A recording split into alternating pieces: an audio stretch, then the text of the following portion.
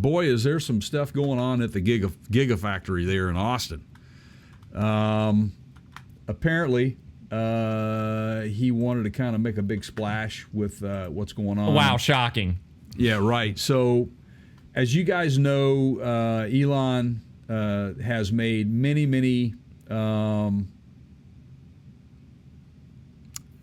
statements that they're going to be coming out with specific vehicles, and they just haven't happened. This is exactly where I was kind of framing this too. Yeah.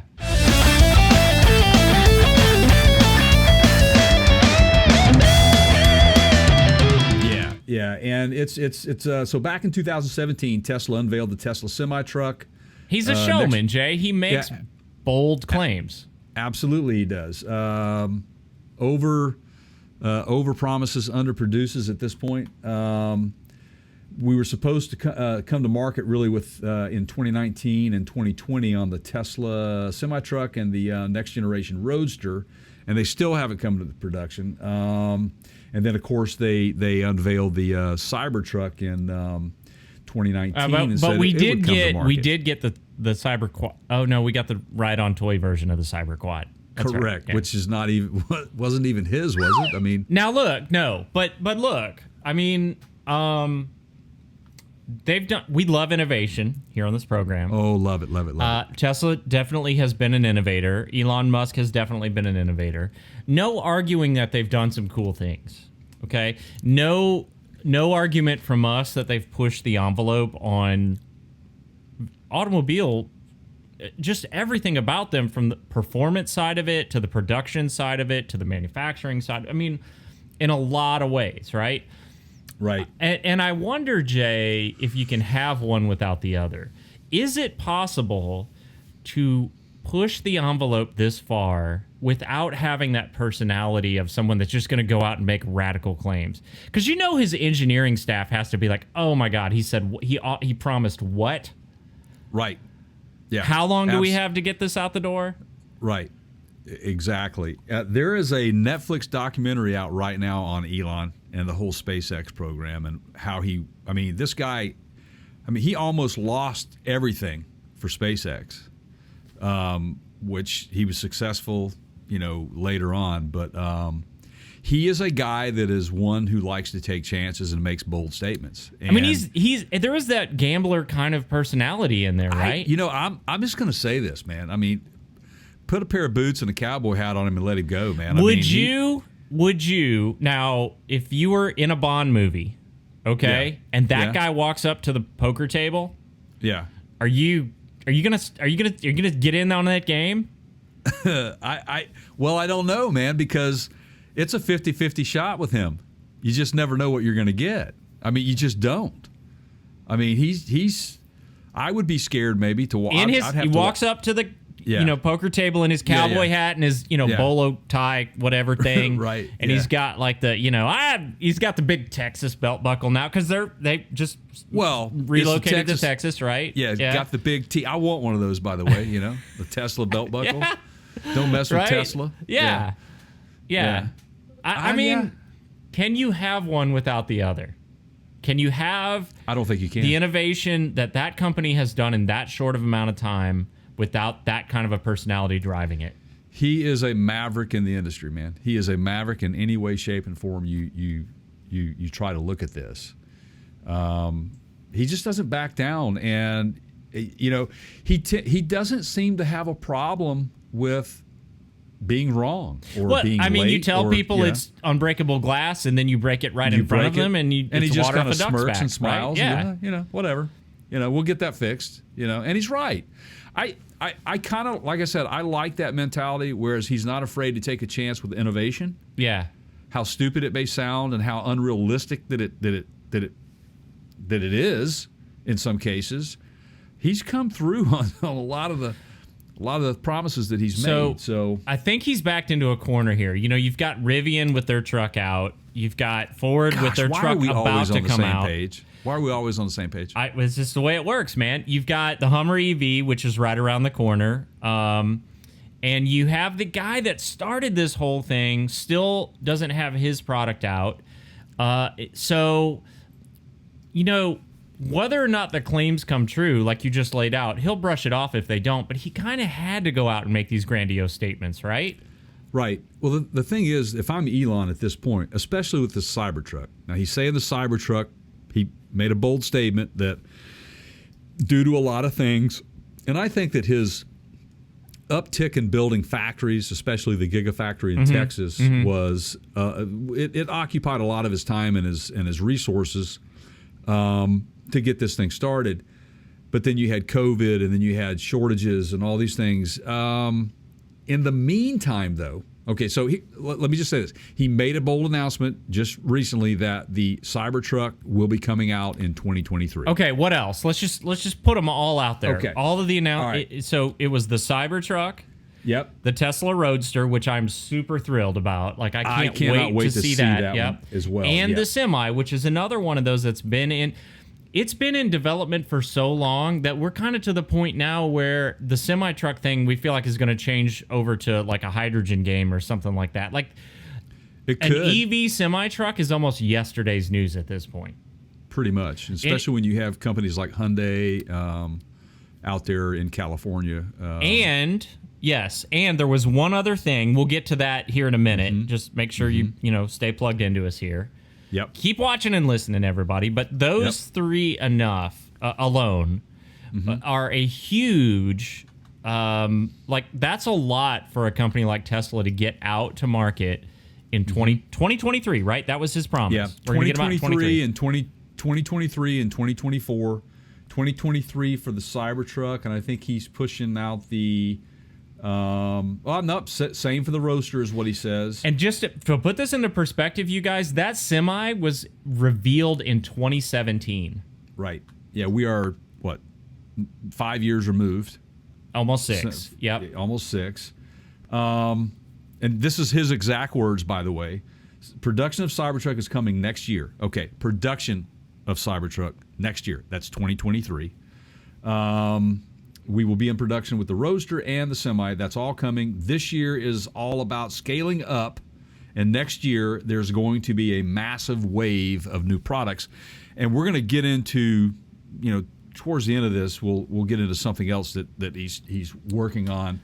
Again, it's the showman thing, right? Like, it's not enough for me to just come out here and make this humongous claim. I'm going to put a little stinger at the end. Right, exactly. It's like a Sousa march. Dun, dun, dun, dun, and then at the end you get the little pop, right? But, how does Elon Musk measure success? I'm sure he's not measuring it on the Semi or the Cybertruck alone. You look at all the other things that he has come to market with and has been successful with.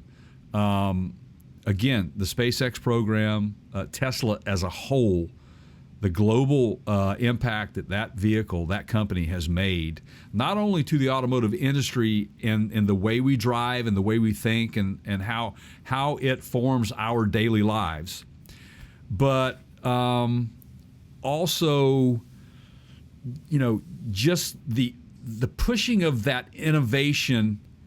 It's that peer pressure of everybody around you. He was ahead of the game then, right? But now he's back behind, and he's had several of the people that were following him, he is now following. Speaking of Ford and GM, because he didn't come to market with the first production electric truck. Rivian did. Now you got the Ford F-150, soon to go to production. You've got the Silverado EV, soon to go to production. You got the Hummer EV already in production. Now he's kind of, I'm wondering if he's stepping it back going, okay, I'm kind of glad I waited. Because now I see how the market reacted to that, and let's kind of tweak this thing. But I don't think he's going to tweak it that much, man, because he is still different if you look at the design of that thing. Yeah, I think a lot of the time spent between when he announced it and now is that his engineers have had to figure out how to make that design work with the National Highway Transportation Safety regulations. Yeah. It's a big deal. It has no side view mirrors on it. That's never going to fly, right? Nope. How do they get this thing as close to the prototype that they showed us as possible? Because a lot of that stuff is a detraction visually. You start slapping a bunch of stuff on it, changing the look of it, he's going to get negative feedback over that. He will. and I wonder what envelopes he'll push to make it happen. He will. He's been doing it with the S and X and all these vehicles. He's been pushing the envelope with the autonomous driving, the autopilot, and those sorts of things. So it will be interesting to see what the final production unit looks like in comparison to what his vision initially was. But I will say this, that there's a lot of peer pressure that has gone on around him.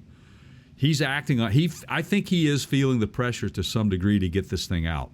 I really, really do. Oh, yeah, no question. I mean... and I'm going to go... Well, and then there's this whole like shareholder thing, because they're a public company now, right? Like you have to be able to show progress to your investors. And you can't just show them a bunch of, well, here's the sort of engineering design work, the R&D. If you just come to the table with R&D every quarter at your shareholders meetings, at some point they're going to go, that doesn't earn us any money. You're not selling any product. Right. It's great that you guys are figuring all this out, but we need results. Absolutely. And the fact that that they're an EV company, Tesla is. They're also working with batteries as well, the battery technologies. So that in itself, those technologies are going to, I think, in future, give him a positive return on some of his efforts over the past, say, decade. Right. It's going to come, and we're going to get into some other things a little later on Absolutely. the show. More on that soon in this very podcast. And if you're watching this on YouTube, make sure you hit the subscribe button so you can get all the related videos to this one. Just make sure you turn the button that says subscribe from red to gray. Absolutely. Thank you for putting that out there, man. Yeah. Our people like that. So, but before we move on, sneak something in here. Okay, yeah.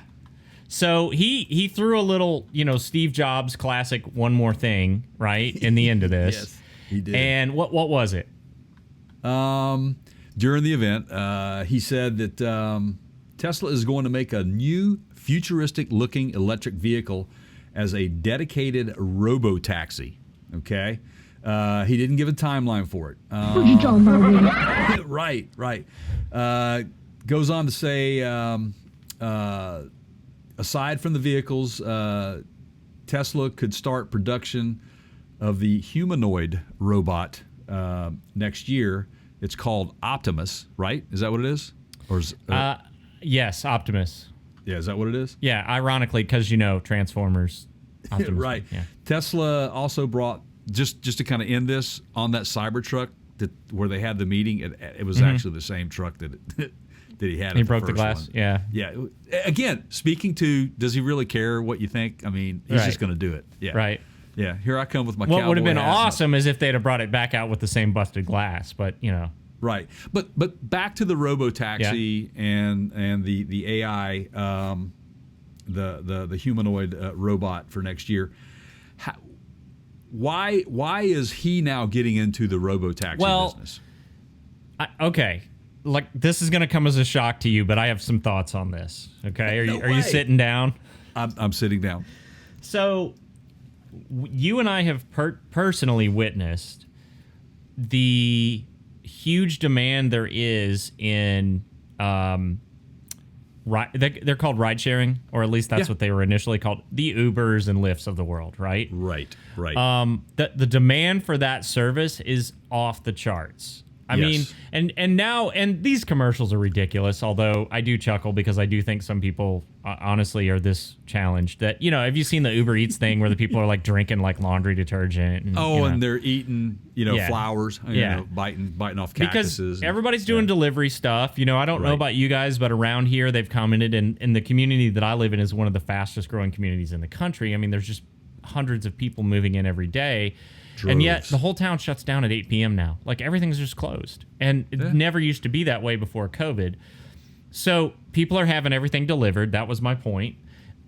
He sees an opportunity here. Right. He's already sort of doing this. We witnessed this, and you can check our video out on this, at the Las Vegas Loop, where his boring company drilled out a tunnel, and then he was using Teslas.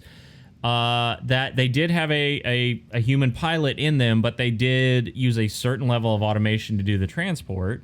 Right. So they've been toying around with this for a while, and he's licking his chops to get in a cut of Uber's business, right, or Lyft's business. Right. I think the downside to this is he's going to have more regulatory stuff to deal with than he can take on. You and I have witnessed in Vegas, Jay, self-driving vehicles. Yep. You remember how many people they had operating those self-driving vehicles? Remember when we took an Uber back in, like, what was it, 18, and we got a self-driving? Yeah. How many? There was a couple. There's two guys in front, right? Yeah, a couple in the car, in the vehicle, in the cab at all times. More people to operate a self-driving vehicle than you would have in a regular Uber, right? Which is crazy because of the laws and the regulations around public safety. There's a lot of liability when it comes to that technology right now, and obviously we're not there where we need to be from a safety standpoint. And why I would make the argument that it's a big risk for him to step into that arena if he still hasn't figured out full self-driving on his Tesla automobiles. Like, that still is not full autonomous mode is not, as far as I know, anywhere in the United States, not legal. Not legal. Nope, it isn't. Even though well, you can ask the guy. Well, no, you can't ask them because they're no longer with us. The guys that tried it. In Texas? Yeah. In Texas. Speaking of Texas, they just do it big, man.